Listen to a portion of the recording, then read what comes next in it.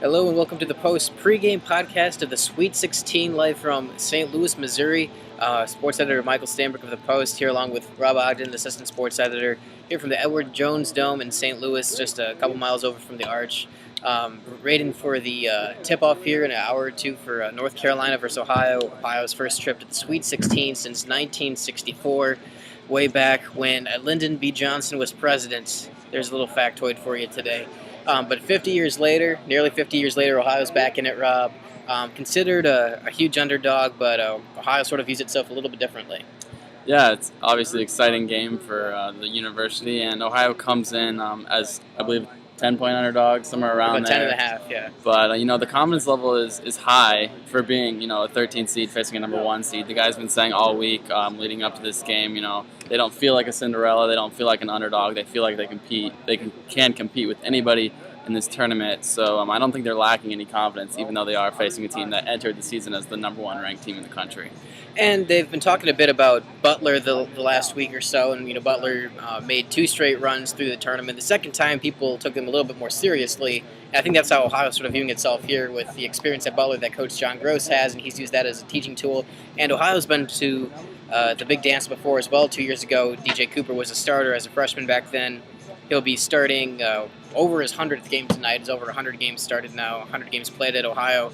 And so he'll have plenty of veteran experience. Maybe a different situation for North Carolina, though, Rob.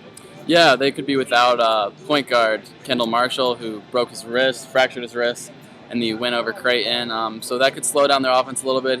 I think he had, 18 points and 11 assists in the last game? Yeah, he was leading scorer in that game, yes. Yeah, that could slow them down a little bit. They might be forced to use start a freshman, Stillman White, who averages only 4 minutes a game. If that's the case, this will be the 3rd straight game, all 3 games in the tournament where Ohio faced starting freshman point guard. And that definitely helped both of the last 2 games, especially against South Florida squad that relies a lot on its size. Ohio held South Florida to less than 60 points and scored more than 60 points against South Florida. First time the Bulls had allowed 60 points a game since February 4th. And that's really going to be key here again tonight. With the Tar Heels starting 3 very powerful big forwards, 2 of them 3 and 4 inches tall respectively, taller than Ohio's tallest starting forwards. And then Harrison Barnes also at 6'8", about the same size. He's about a pound or 2 heavier than Ivo Baltic, so about that size, pretty athletic guy.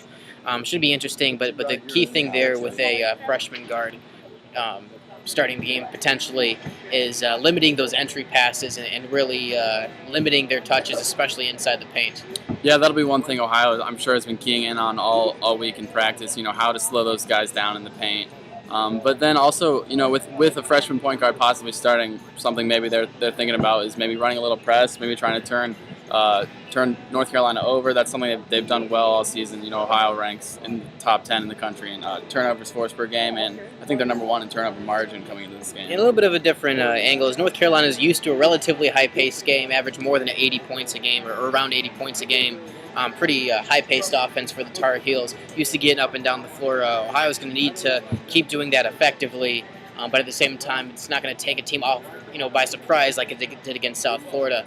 Another aspect that I found interesting, talked to Walter Offutt earlier in the week. He's been to the Sweet 16 before with Ohio State a couple years ago, and one thing he mentioned is, they're North Carolina. They might be number 4 in the country. They've got a fantastic program. They're 31-5, but we only need to be better than them for 40 minutes on the floor. Not trying to prove that Ohio has the richer basketball history. Not trying to prove that, pound for pound, Ohio has the most talented players.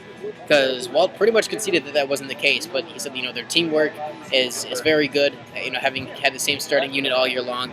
And that for maybe 40 minutes they can come out on top against the Tar Heels. Yeah, a lot of people have been questioning, how Ohio will handle the pressure. First time in the Sweet 16 since the tournament expanded. First time winning 2 games since 1964.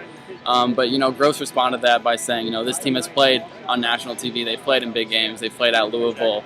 They've played 2 tournament games now. They have a lot of experience. They're not just, they have some guys who have been here before, I guess. And that Louisville game was, what was Louisville ranked at that time? Was it I think they were 4. Number 4. So this will be the second game this year for a 4th ranked opponent for Ohio. This time the atmosphere will be a little bit less hostile, playing at the Yum Center, and Louisville having 20,000 rooting pretty heavily against the Bobcats.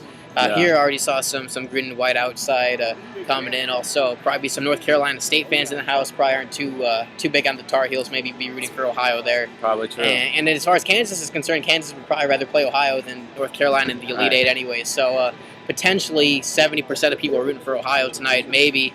But I'm sure Coach Gross typically doesn't rely too much on that instantaneous emotion. He tends to think that it lasts for the first 4 or 5 minutes, and after that, it gets down to down to business for the team. So it should be a good matchup tonight. Again, North Carolina's 10.5-point favorites. Obviously, it's the number 1 seed playing the 13th seed. That's to be expected. Should be interesting to see how the two teams' relative confidence levels come out for this game, with North Carolina trying to play inside, regardless of who the point guard is, and Ohio really trying to keep up with its 3-point presence. Should be interesting. That'll be about it for us. Hope you can tune into the game somewhere. As always, follow at the Post Sports on Twitter and the post.ohiou.edu for updates throughout the game. We'll have coverage after the game and throughout the weekend if Ohio does manage to advance. So for Michael Stanbrick, Rob Ogden with the Post, have a good one.